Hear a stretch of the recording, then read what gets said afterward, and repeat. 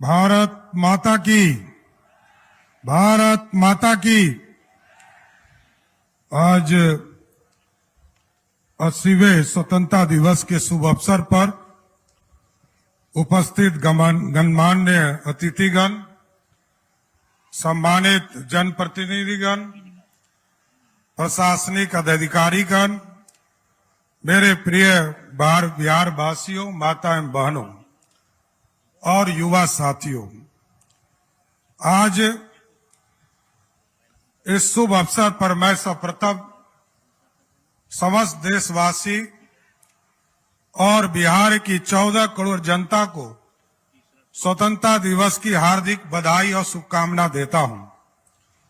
आज हम 80वें स्वतंत्रता दिवस के इस पावन अवसर पर एकत्रित हुए हैं। आज का ये पावन दिन हमें हमारे राष्ट्र के गौरवशाली इतिहास की याद दिलाती है। यह दिन उन महान स्वतंत्रता सेनानियों और अमर वीरों के त्याग, तपस्या और बलिदान का प्रतीक है, जिन्होंने अपने प्राणों की आहुति देकर हमें आजादी दिलाई। मैं इस पावन अवसर पर सभी स्वतंत्रता सेनानियों को नमन करता हूं। स्वतंत्रता केवल हमारा अधिकार नहीं है, बल्कि जिम्मेदारी भी है। साथियों, आज का बिहार सेवा, संकल्प, समर्पण की भावना के साथ आगे बढ़ रहा है।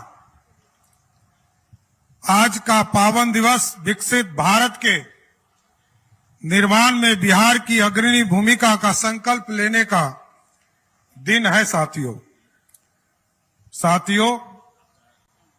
देश के यशस्वी प्रधानमंत्री आदरणीय नरेंद्र मोदी जी के सबका साथ, सबका विकास और सबका विश्वास के संकल्प के साथ विकसित भारत और बिहार के पूर्व मुख्यमंत्री आदरणीय नीतीश कुमार जी के न्याय के साथ, विकास के साथ समृद्ध बिहार के संकल्प को आगे बढ़ाते हुए राज्य में हम लोग ने कई महत्वपूर्ण कदम उठाए हैं। आज जब मुझे बिहार के मुख्यमंत्री के रूप में जनता की सेवा करने का अवसर मिला है, तब मैंने ये संकल्प लिया था कि राज्य के हर नागरिक को एक समान अवसर मिले, प्रशासनिक पारदर्शी हो और हर व्यक्ति को सम्मान के साथ जीने का अवसर प्राप्त हो। इसी बीच हम लोगों ने एक नया प्रयोग शुरू किया, सहयोग शिविर की शुरुआत किया। साथियों, ये प्रशासन को जनता के द्वारा पहुंचने की एक महत्वपूर्ण पहल है। प्रत्येक माह के प्रथम और तृतीय मंगलवार को आयोजित होने वाले इस सहयोग शिविर के माध्यम से आम नागरिक की अपनी शिकायतें एवं समस्या सीधे प्रशासन के समक्ष रख सकते हैं। जन शिकायत के निष्पादन हेतु 30 दिनों के सख्त समय सीमा तय की गई है। यदि कोई अधिकारी, कोई कर्मचारी इस अवधि में लापरवाही बरतता है, तो उसके खिलाफ चरणबद्ध कार्रवाई की जा रही है, जिसके तहत 10 दिनों के अंदर यदि उन्होंने कोई आदेश पारित नहीं किया, तो प्रथम स्पष्टीकरण 20 दिन तक यदि उन्होंने काम नहीं किया, तो द्वितीय स्पष्टीकरण और तीसरा नोटिस के तौर पर 25 दिन में यदि काम नहीं किया, तो तृतीय स्पष्टीकरण पोर्टल के माध्यम से स्वतः निर्गत हो जाता है। और 30वें दिन भी यदि समाधान नहीं किया, तो वैसे पदाधिकारी, कर्मचारी के खिलाफ कार्रवाई प्रारंभ की जाती है।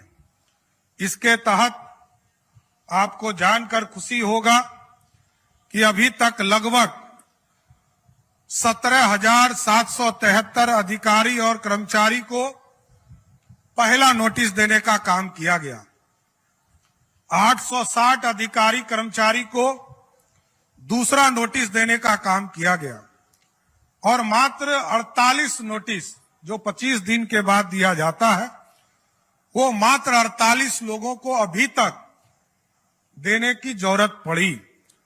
और आपको मैं बताना चाहता हूं कि सख्त निगरानी और जवाबदेही तय करते हुए राज्य में अभी तक 6,46,181 आवेदन आए, जिसमें 95% जो आवेदन थे उसका सफल निष्पादन करने का काम हमारी सरकार ने किया। इसलिए बिहार में उसके बावजूद यदि कोई असंतुष्ट रह जाता है, जिनको यह लगता है कि जो आदेश हमें मिलना चाहिए था वो आदेश हमें नहीं प्राप्त हुआ, वैसे स्थिति में हम लोगों ने प्रत्येक महीने के दूसरे मंगलवार को मुख्यमंत्री सचिवालय में सहयोग कार्यक्रम की व्यवस्था किया है, जिसके माध्यम से वैसे सभी आवेदनों पर हम लोग देखते हैं और सही निर्णय लेने के लिए सभी पदाधिकारी को निर्देशित किया जाता है। साथियों, इसके साथ साथ गांव का विकास, क्योंकि बिहार की आबादी का लगभग 85% से अधिक लोग गांव में रहते हैं, इसलिए अंतिम रविवार, महीने के अंतिम रविवार को पहले ये व्यवस्था 26 जनवरी को, 15 अगस्त को या 2 अक्टूबर को हम लोग ये व्यवस्था करते थे कि पंचायत विकास दिवस के तौर पर वहां कोई बैठ के करते थे।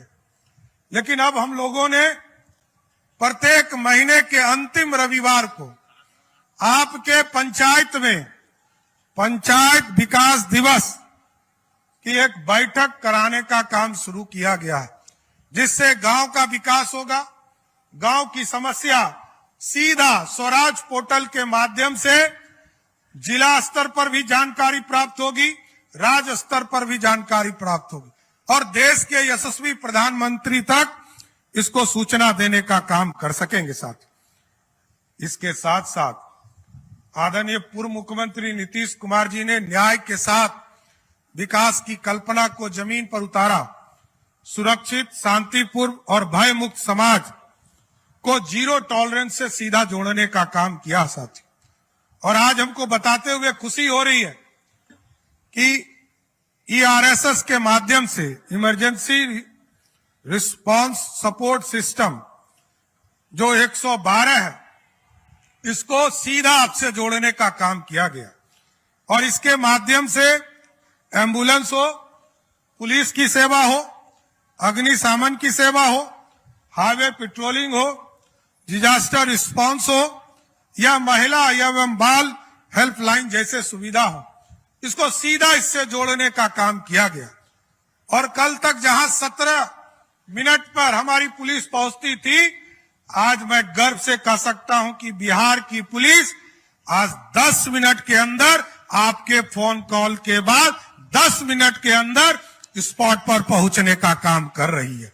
इसलिए साथियों, ये सुरक्षित बिहार और सुरक्षा के साथ साथ समृद्ध बिहार बनाने का काम आगे बढ़ाया जा रहा है।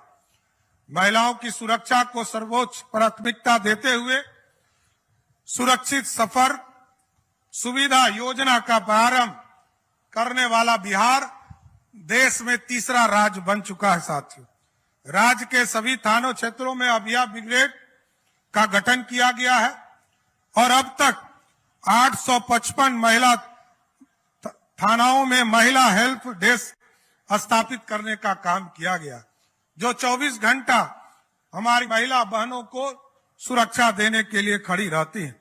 और आज मैं गर्व से कह सकता हूं कि इस देश में, भारत जैसे लोकतांत्रिक देश में, एक तो आरक्षण देकर बिहार में महिलाओं को सबसे ज्यादा पुलिस बल में आज यदि संख्या हो गई तो आपको जानकर खुशी होगी कि बिहार पुलिस में 32,450 महिला पुलिसकर्मी कार्यरत हैं, जो देश में सबसे अधिक महिला पुलिसकर्मी बिहार राज्य में है साथियों। इसलिए साथियों, इसके साथ साथ पुलिस बल और अधिक मजबूत करने के लिए बड़े पैमाने पर नियुक्ति एवं प्रशिक्षण का कार्य किया जा रहा है। इसके साथ साथ बहन और बेटियों की सुरक्षा के लिए चाहे वो कॉलेज हो, चाहे वो स्कूल हो, बालिका स्कूल हो, उनके जगह पर इसी राखी के दिन से पुलिस दीदी जिनको की स्कूटी दिया गया, लगभग 5000 मोटरसाइकिल और स्कूटी उपलब्ध कराए गए हैं। सभी स्कूल और कॉलेज के सामने राखी के दिन से सभी जगह सुरक्षा देने का काम हमारी महिला बहनें करने का काम करेंगी सर। और उसको स्पष्ट तौर पर हम लोगों ने पुलिस दीदी का कंसेप्ट दिया कि पुलिस की जो बहनें हैं वो तमाम हमारे बिहार की, हमारी जो बालिका है, हमारी जो छोटी छोटी बहनें हैं, इनको तमाम लोगों को सुरक्षा देने का काम करेंगे। हमें गर्व है इस बिहार को। हम लोगों ने देखा जब मैं पहली बार सदन में आया साथियों, आज से 27 साल पहले मैंने देखा था कि बिहार जैसे राज्य का बजट मात्र 6000 करोड़ रुपया था, और 6000 करोड़ रुपया में से जो झारखंड की स्थिति थी, टाटा यहीं था, बोकारो यहीं था, माइंस यहीं था, लेकिन रॉयल्टी के नाम पर हमें जो 4000 करोड़ रुपया मिलता था और 87% टैक्स झारखंड से आते थे। लेकिन आज गर्व है, जिस राज्य में मात्र 13% रेवेन्यू बिहार जैसे राज्य को उपलब्ध होते थे, आज बिहार जैसे राज्य ने अपना बजट 3,47,000 करोड़ का बजट पेश किया। ये अपने आप में बिहार का बदलाव का प्रतीक है साथियों।